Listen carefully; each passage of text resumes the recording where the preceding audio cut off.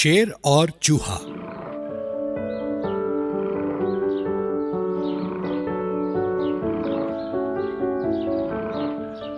एक बार एक शेर था और वो जंगल में आराम से सो रहा था।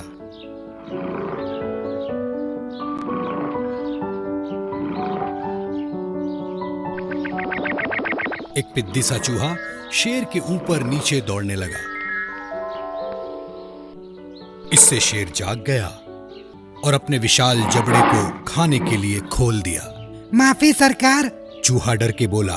माफ कर दो, फिर कभी ऐसा नहीं होगा। यदि आपने इस बार छोड़ दिया तो मैं आपका उपकार कभी नहीं भूलूंगा और हो सकता है कि मैं आपके काम आ जाऊं। शेर उसके कहे में आ गया और अपना पंजा उस पर से हटा लिया।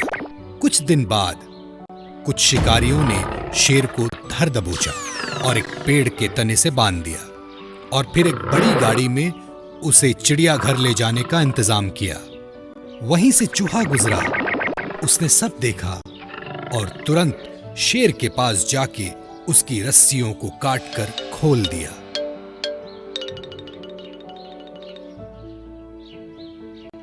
देखा, मैंने कहा था ना, एक न एक दिन मैं आपके काम जरूर आऊंगा। कहानी का सार, छोटी सी विनम्रता और दया बड़े पुरस्कार देती है।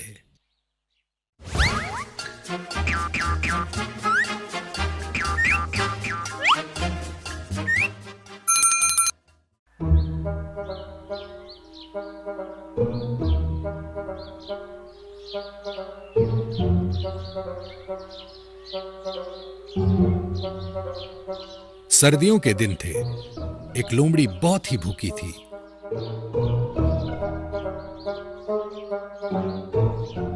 अब मुझे क्या मिलेगा? अफसोस जताते हुए बोली।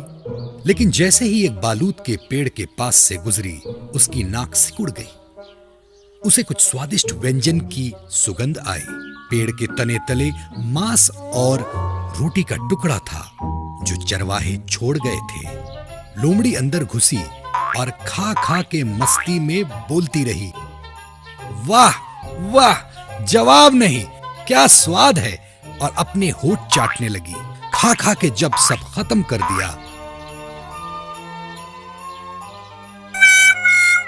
तो पेड़ के तने से बाहर निकलने का सोचा, लेकिन तब तक लोमड़ी का पेट फूल चुका था और उस पेड़ के तने में फंस गई। ये देखकर मक्खियां हंसने लगी और उसका मजाक उड़ाने लगी। मक्खी ने कहा, तुम तब तक फंसे रहोगे जब तक फिर से पतले नहीं हो जाते। और जब तक लोमड़ी दुबली हुई, उसको फिर से भूख लगाई।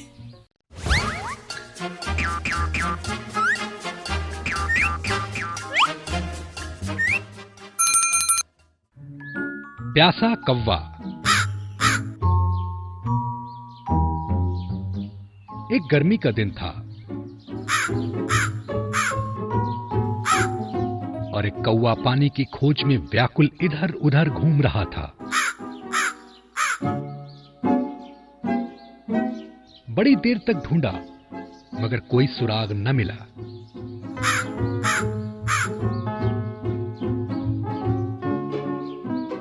अंत में उसने आशा ही खो दी।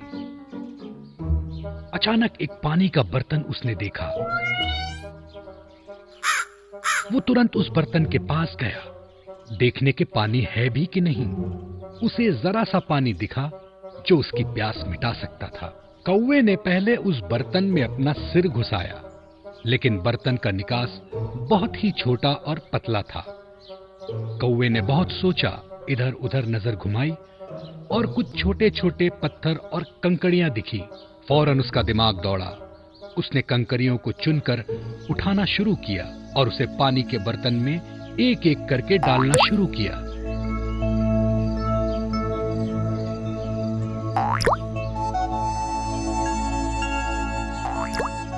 पानी का स्तर धीरे धीरे ऊपर की ओर उठने लगा।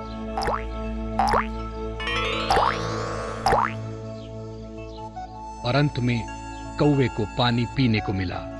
कहानी का सार, कोशिश अगर करते रहें तो हर समस्या का हल मिलता है।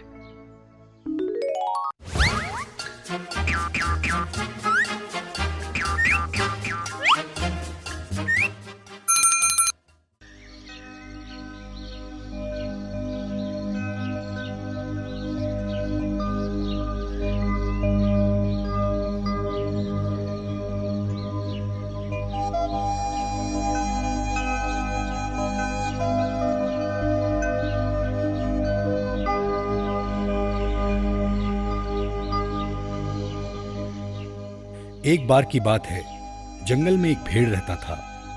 वो बहुत ही अहंकारी था और सोचता था कि अपनी सींगों से वो किसी को भी पराजित कर सकता है। वो जंगल में सारे जानवरों को अपनी सींगों से डरा के रखे हुए था। लोमड़ी ने भेड़ को सबक सिखाने की ठान ली। एक बार लोमड़ी भेड़ के पास गई और बोली, छोटे छोटे जानवरों को हराने से क्या होगा? हराना है तो किसी बड़े जानवर को हराओ, फिर देखो कैसे जंगल में तुम्हारा डंका बोलता है। भेड़, है कोई मुझसे ज्यादा शक्तिशाली सींगों वाला? अगर है तो चीर के रख दूंगा। है तो बुलाओ, अगर है तो चीर के रख दूंगा। देखो वो विशाल पर्वत, वो इस जंगल में सबसे शक्तिशाली है। यदि तुम उसे हरा देते हो तो तुम बन जाओगे महाशक्तिशाली। भेड़ अहंकार में डूबा हुआ तुरंत पर्वत की ओर गया। यदि तुम उसे हरा देते हो तो तुम बन जाओगे महाशक्तिशाली। और सींगों से जोरदार वार किया और चकरा कर वहीं ढेर हो गया। फिर भी उसे अपनी हार स्वीकार न थी। इस बार और जोरदार वार किया और दोनों सींगें टूट गईं। भेड़ ने सबक सीख लिया, अहंकार का सर एक दिन नीचा होता है।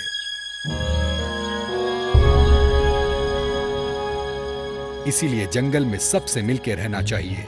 क्या पता कब अहंकार टूट के चकनाचूर हो जाए।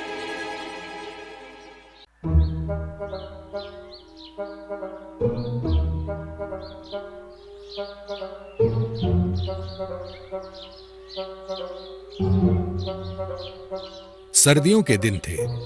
एक लोमड़ी बहुत ही भूखी थी।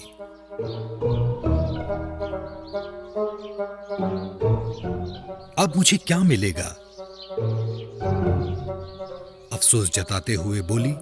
लेकिन जैसे ही एक बालूत के पेड़ के पास से गुजरी, उसकी नाक सिकुड़ गई।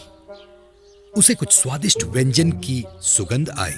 पेड़ के तने तले मांस और रोटी का टुकड़ा था जो चरवाहे छोड़ गए थे। लोमड़ी अंदर घुसी और खा खा के मस्ती में बोलती रही, वाह वाह, जवाब नहीं, क्या स्वाद है। और अपने होठ चाटने लगी। खा खा के जब सब खत्म कर दिया तो पेड़ के तने से बाहर निकलने का सोचा। लेकिन तब तक लोमड़ी का पेट फूल चुका था और उस पेड़ के तने में फंस गई। ये देखकर मक्खियां हंसने लगी और उसका मजाक उड़ाने लगी। मक्खी ने कहा, तुम तब तक फंसे रहोगे जब तक फिर से पतले नहीं हो जाते। और जब तक लोमड़ी दुबली हुई, उसको फिर से भूख लगाई।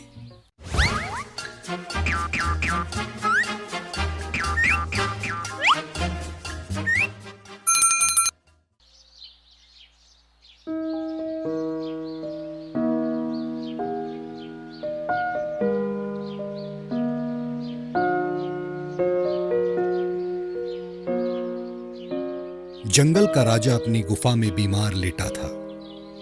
बाकी के जानवर उससे मिलने की जल्दी में थे। शेर को गुस्सा आ जाता अगर कोई उससे मिलने ना आता। एक बार यह हरकत लोमड़ी ने की। भेड़िया लोमड़ी से नफरत करता था और अपने आप को ज्यादा सियाना समझता था। वाह, ये समय है लोमड़ी को फंसाने का। और वो शेर से उसकी चुगली करने लगता। लोमड़ी ने आते ही उनकी कुछ बातें सुन ली। उसने शेर को जबरदस्त गुस्से में देखा और बोल उठा, रुक जाओ, इस मसले पर ज्यादा विचार विमर्श की आवश्यकता नहीं। मेरे पास जंगल के राजा का इलाज है। यदि वो भेड़िए की खाल अपने शरीर पर लपेट ले तो उसकी बीमारी ठीक हो सकती है। तेज दहाड़ के साथ शेर ने भेड़िए पर हमला करके उसको ध्वस्त कर दिया और उसकी खाल पहन ली। लोमड़ी सारे जानवरों से बोली, शेर को खुश करने के लिए भेड़िया इससे अच्छा और क्या कर सकता था।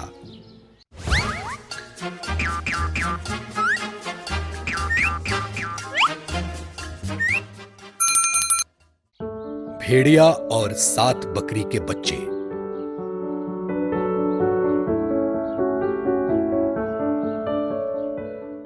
एक बार एक बकरी थी। एक दिन वो शहर की तरफ निकली। अपने बच्चों को बुलाकर बोली, खबरदार रहना, अपनी जान का खुद ख्याल रखना, सावधानी से काम लेना, भेड़िया किसी भी वक्त तुम्हें खाने आ सकता है।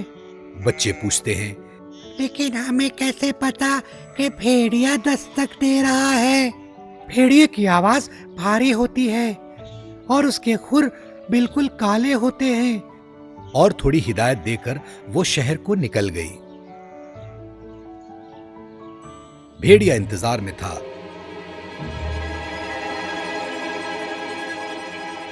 जैसे ही बकरी निकली और आक्रमण हुआ, भेड़िया घर गया और दरवाजा खटखटाया। बच्चों, मैं घर आ गई, जल्दी दरवाजा खोलो। नहीं नहीं, तुम्हारी आवाज बड़ी भारी है, तुम हमारी माँ नहीं हो सकती, जाओ यहाँ से, भाग जाओ। भेड़िए ने यह जवाब नहीं सोचा था। थोड़ी देर बाद फिर वो आया और इस बार आवाज को धीमा करके बोला, बच्चों, मैं वापस आ गई, अब दरवाजा खोलो, बहुत ठंड है बाहर। बकरी के बच्चों ने सोचा शायद माँ की ही आवाज है। जैसे ही दरवाजा खोलने आगे गए, भेड़िए के पंजे दिख गए। नहीं नहीं, माँ के पाँव की तरह तुम्हारे पाँव काले हैं, माँ के पाँव की तरह नहीं, तुम वही गंदे भेड़िए हो, जाओ, भाग जाओ यहाँ से। भेड़िया जबरदस्त गुस्से में आ गया और अपने पंजों पर चूना पत्थर रगड़ के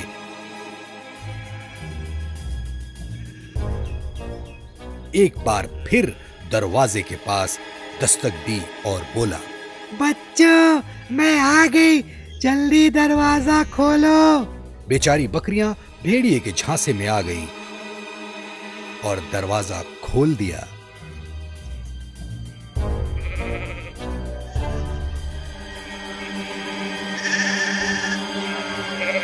भूखे भेड़िए ने एक एक करके सबको खा लिया।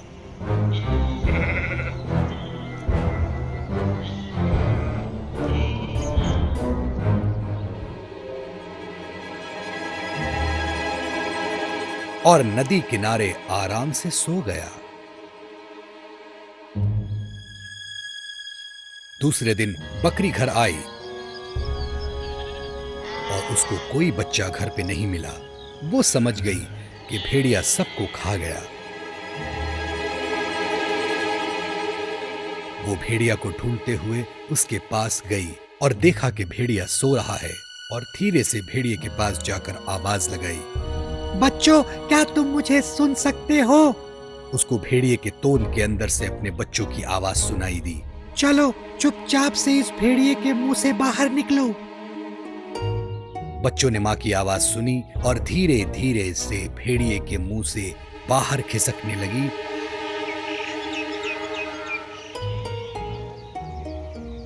और अंत में सब बाहर आ गई।